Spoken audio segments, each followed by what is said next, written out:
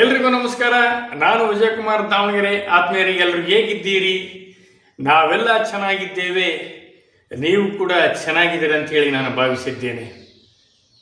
ಮುಂದಿನ ತಿಂಗಳು ಬರುವ ಆಗಸ್ಟ್ 15ರಂದು ಸ್ವಾತಂತ್ರ್ಯ ದಿನಾಚರಣೆ ನಡೆಯುತ್ತೆ. ಸಮಸ್ತ ಭಾರತೀಯರು, ಈ ದೇಶವಾಸಿಗಳು ಅದ್ದೂರಿಂದ ಸ್ವಾತಂತ್ರ್ಯ ದಿನಾಚರಣೆಯನ್ನು ನಾವೆಲ್ಲ ಆಚರಣೆ ಮಾಡ್ತಾ ಇದ್ದೀವಿ. ನಮ್ಮೆಲ್ಲರ ಹೆಮ್ಮೆಯ ಪ್ರಧಾನಿಗಳು ಕೆಂಪು ಕೋಟೆ ಮೇಲೆ ಧ್ವಜ ಹಾರಿಸ್ತಾರೆ. ಇಡೀ ಭಾರತದಾದ್ಯಂತ ಸಂಘ ಸಂಸ್ಥೆಗಳು, ಶಾಲೆಗಳು, ಸರ್ಕಾರಿ ಕಚೇರಿಗಳ ಮೇಲೆ ತ್ರಿವರ್ಣ ಧ್ವಜ ಹಾರಾಡುತ್ತೆ.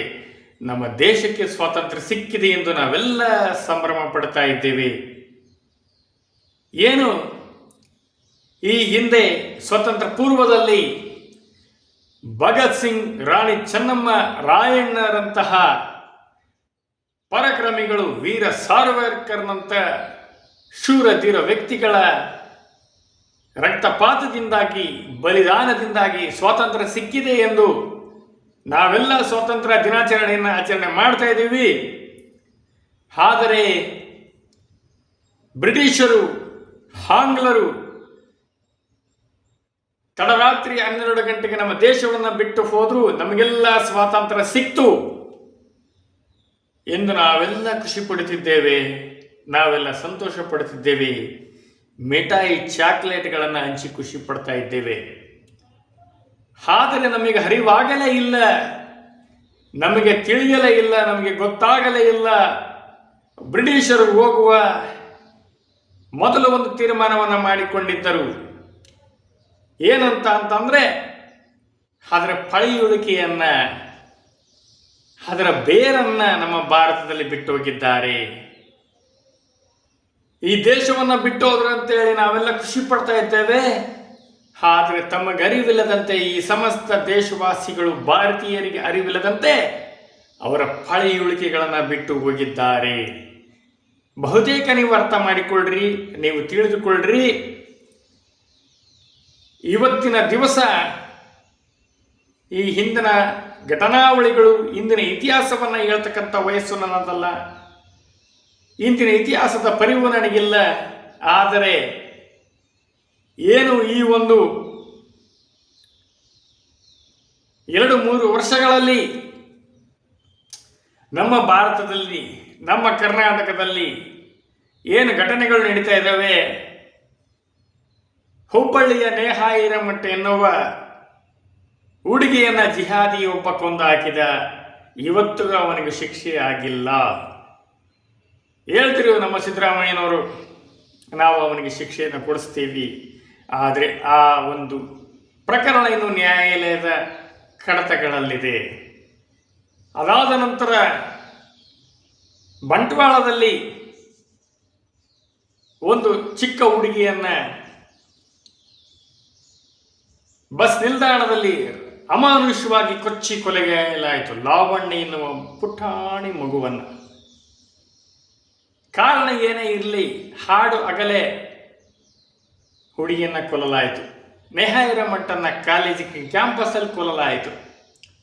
ಇನ್ನು ನಮ್ಮ DK ಸಾಹೇಬರು ರೈತರು ಕಲೀಲಿ ಹೊಡಿಲಿ, ಪೊರಕೆಯಲ್ಲಿ ಹೊಡಿಲಿ, ಇನ್ನೇನಾರು ತಗೊಂಡು ಹೊಡಿಲಿ ಅಂತಂದು ಹೇಳಿ ನಾವು ಬಿಡದಿ ಟೌನ್ಶಿಪ್, ಬೆಂಗಳೂರು ಉಪನಗರ ಯೋಜನೆಯನ್ನು ಯಾವ ಕಾರಣಕ್ಕೂ ಬಿಡೋದಿಲ್ಲ ಅಂತಂದು ಹೇಳಿ ಹಠ ತೊಟ್ಟು ನಿಂತುಕೊಂಡಿದ್ದಾರೆ.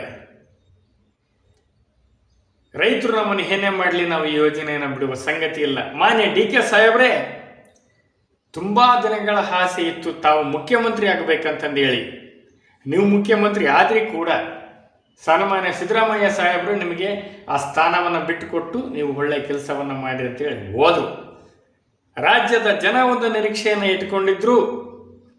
DK ಶಿವಕುಮಾರ್ ಅವರು ಮುಖ್ಯಮಂತ್ರಿಯಾಗಿದ್ದಾರೆ, ಮತ್ತೆ ಹೊಸ ಯೋಜನೆಗಳನ್ನು ಜಾರಿ ತರ್ತಾರೆ, ಈ ರಾಜ್ಯದ ಅಭಿವೃದ್ಧಿಗಾಗಿ, ಈ ಜನರ ಅಭ್ಯುದಯಕ್ಕಾಗಿ ಶ್ರಮಿಸ್ತಾರೆ ಅನ್ಕೊಂಡ್ರೆ ಬರ್ತಿದ್ದಂಗ್ಲೆ ಬೆಂಗಳೂರು ಉಪನಗರ ಯೋಜನೆಗೆ ರೆಕ್ಕೆ ಪುಕ್ಕವನ್ನು ಕಟ್ಟಿ ನಾವು ಯಾವುದೇ ಕಾರಣಕ್ಕೂ ಬಿಡೋದಿಲ್ಲ. 9,000 ಎಕರೆಯನ್ನು ನಾವು ವಶಪಡಿಸಿಕೊಂಡು ಬೆಂಗಳೂರು ಉಪನಗರವನ್ನು ಕಟ್ತೀವಿ.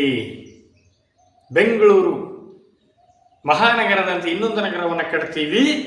ಅದು ಫಲವತ್ತಾದ ಕೃಷಿ ಭೂಮಿಯಲ್ಲಿ ತೆಂಗು, ಬಾಳೆ, ಅಡಿಕೆ ಇನ್ನಿತರ ಬೆಳೆಗಳಿಂದ ಕಂಗೊಳಿಸ್ತಕ್ಕಂಥ ಭೂಮಿಯನ್ನು ನಾವು ಕಿತ್ಕೊಂತೀವಿ ನಿಮ್ಮಿಂದ ಎನ್ನುವ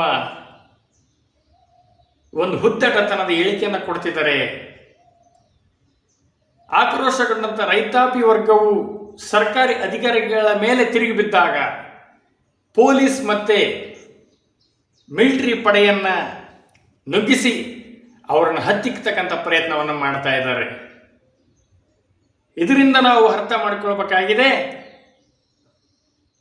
ಇದರಿಂದ ನಾವು ತಿಳ್ಕೊಳ್ಬೇಕಾಗಿದೆ, ಬ್ರಿಟಿಷರು ನಮ್ಮ ದೇಶವನ್ನು ಬಿಟ್ಟು ಹೋದರೆ, ಆಂಗ್ಲರು ನಮ್ಮನ್ನು ಬಿಟ್ಟು ಹೋದರೂ ಕೂಡ ಅವರ ಪಳೆಯುಳಿಕೆಗಳು ನಮ್ಮ ರಾಜ್ಯದಲ್ಲಿ ನೆಲೆಸಿವೆ ಎಂದರ್ಥ. ನಿಜವಾಗಿಯೂ ಡಿ ಕೆ ಸಾಹೇಬ್ರೆ, ಸಿದ್ದರಾಮಯ್ಯ ಸಾಹೇಬ್ರೆ, ನೀವು ಮಾಜಿಯಾಗಿದ್ರು, ನೀವು ಮುಖ್ಯಮಂತ್ರಿ ಹುದ್ದೆಯಿಂದ ಕೆಳಗಿಳಿದಿದ್ರು, ನಿಮ್ಮ ಒಂದು ಹಿಡಿತವನ್ನು ನೀವು ಸಾಧಿಸಿದ್ದೀರಿ. ದಯಮಾಡಿ ಡಿ ಕೆ ಸಾಹೇಬ್ರೆ, ಬ್ರಿಟಿಷರಂತೆ ವರ್ತಿಸುವುದನ್ನು ಬಿಡಿ, ಆಂಗ್ಲರಂತೆ ಹಟ್ಟಾಸ ಮಾಡುವುದನ್ನು ಬಿಡ್ರಿ. ದಯಮಾಡಿ ನಮ್ಮ ಸಹೋದರಿಯರು ನೇಹಾ ಹಿರೇಮಠ್ ಮತ್ತು ಲಾವಣ್ಯನ ಸಾವಿಗೆ ನ್ಯಾಯವನ್ನು ಕೊಡಿಸ್ರಿ. ಬೆಂಗಳೂರು ಉಪನಗರ ಯೋಜನೆಯನ್ನು ಕೈ ಬಿಡಿ. ಈ ಜನರನ್ನು ಒಕ್ಕಲೆಬ್ಬಿಸುವ ತಂತ್ರವನ್ನು ಬಿಡಿ. ಹಸಿರು ಶಾಲು ಹಾಕ್ಕೊಂಡು ನಾವು ಅನ್ನದಾತರ ಪರ ಇದ್ದೇವೆ, ರೈತರ ಪರ ಇದ್ದೇವೆ ಎಂದು ಮಾತನಾಡುವ ನೀವು ವಾಸ್ತವಾಂಶಕ್ಕೆ ತಕ್ಕಂತೆ ಯಾಕೆ ನಡೆದುಕೊಳ್ಳೋದಿಲ್ಲ? ಯಾಕೆ ನಮ್ಮ ಜನರಿಗೆ ಇಷ್ಟೊಂದು ಅಯ್ಯೋ ಎನಿಸ್ತಾ ಇದ್ದೀರಿ, ನೋವನ್ನು ಕೊಡ್ತಾ ಇದ್ದೀರಿ? ನಮ್ಮ ಕೈಲಿ ಏನೂ ಮಾಡೋಕ್ಕಾಗಲ್ಲ, ಯಾಕಂದರೆ ಸರ್ಕಾರ ನಿಮ್ಮದಿದೆ, ಅಧಿಕಾರ ನಿಮ್ಮ ಕೈಯಲ್ಲಿದೆ. ನೀವು ಹೇಳಿದಂತೆ ನಡೆಯುವ ಗೃಹ ಇಲಾಖೆ ನಿಮ್ಮ ಕೈಯಲ್ಲಿದೆ. ದಯಮಾಡಿ ಇನ್ನು 2 ವರ್ಷದ ನಂತರ ಜನರ ನಿರ್ಧಾರ ಬದಲಾಗುವ ಒಂದು ಸನ್ನಿವೇಶವನ್ನು ನೀವು ತಡಿಬೇಕಾದ್ರೆ ಬಿಡದಿ ಉಪನಗರ ಯೋಜನೆಯನ್ನು ಬಿಟ್ಟು ಬಿಡಿ. ಆ 2 ಹುಡುಗಿಯರ ಥರ ಏನು ನಡೆದಿವೆ ನಮ್ಮ ಕರ್ನಾಟಕ ರಾಜ್ಯದಲ್ಲಿ, ಸುಮಾರು ಅತ್ಯಾಚಾರ ಕೊಲೆ ಪ್ರಕರಣಗಳೇನು ನಡೆದಿವೆ, ಅವೆಲ್ಲವುಗಳಿಗೆ ನೆರವನ್ನು ಕೊಡ್ತಕ್ಕಂಥ ಕೆಲಸವನ್ನು ಮಾಡಿ. ನಿಜವಾಗಿಯೂ ಬ್ರಿಟಿಷರು ಇದ್ದರೆ ನಾವು ಇಷ್ಟು ನೋವನ್ನು ಅನುಭವಿಸ್ತಾ ಇದ್ವಿ ಎಲ್ಲ ಗೊತ್ತಿಲ್ಲ. ಇವತ್ತಾದ್ರೆ 2% ನೋವನ್ನು ನಾವು ತಿಂತಾ ಇದ್ದೀವಿ. ಆದಷ್ಟು ಉಪನಗರ ಯೋಜನೆಯನ್ನು ಕೈಬಿಡಿ. ನೇಹಾ ಹಿರೇಮಠ ಮತ್ತು ಲಾವಣ್ಯ ಕುಟುಂಬಕ್ಕೆ ನ್ಯಾಯವನ್ನು ಒದಗಿಸುವ ನಿಟ್ಟಿನಲ್ಲಿ ಪ್ರಯತ್ನ ಮಾಡಿ. ದಯವಿಟ್ಟು ತೊಗಲಕ್ ದರ್ಬಾರನ್ನು ಮಾಡುವುದನ್ನು ನಿಲ್ಲಿಸಿ. ಜನರ ಕಣ್ಣೀರು ಸಂಕಟ ನಿಮ್ಮನ್ನು ಸುಡುವುದೇ ಬಿಡುವುದಿಲ್ಲ. ದಯಮಾಡಿ ನಾನು ಕೇಳ್ಕೋಬಲ್ಲೆ, ರಿಕ್ವೆಸ್ಟ್ ಮಾಡಬಲ್ಲೆ. ಇನ್ನು ಯಾವ ರೀತಿ ನಿಮಗೆ ಕೇಳಬೇಕು, ಸೋಷಿಯಲ್ ಮೀಡಿಯಾದ ಮುಖಾಂತರ ನಾವು ಕೇಳ್ತಾ ಇದ್ದೀವಿ. ಬಂದು ಭೇಟಿ ಮಾಡಲಿಕ್ಕೆ ಆಗಲ್ಲ ನಿಮ್ಮನ್ನು, ಅದು ಖಂಡಿತ. ದಯವಿಟ್ಟು ಬಿಡಿ ಉಪನಗರ ಯೋಜನೆ ಮತ್ತು ಲಾವಣ್ಯ ಮತ್ತು ನೇಹಾ ಹಿರೇಮಠ್ ಕುಟುಂಬಕ್ಕೆ ನ್ಯಾಯವನ್ನು ಒದಗಿಸಿ ಅಂತೇಳಿ ನಾ ಈ ಮೂಲಕ ಸಮಸ್ತ ಬಿಡದಿ ಜನರ ಪರವಾಗಿ, ಇಡೀ ಕರ್ನಾಟಕದ ರಾಜ್ಯದ ಪರವಾಗಿ, ಬಂಟ್ವಾಳದ ಜನರ ಪರವಾಗಿ, ಹುಬ್ಬಳ್ಳಿಯ ನೇಹಾ ಹಿರೇಮಠ್ ಪರವಾಗಿ ನಾನು ನಿಮ್ಮನ್ನು ಕೇಳ್ಕೊಳ್ತಾ ಇದ್ದೀನಿ. ಎಲ್ರಿಗೂ ನಮಸ್ಕಾರ.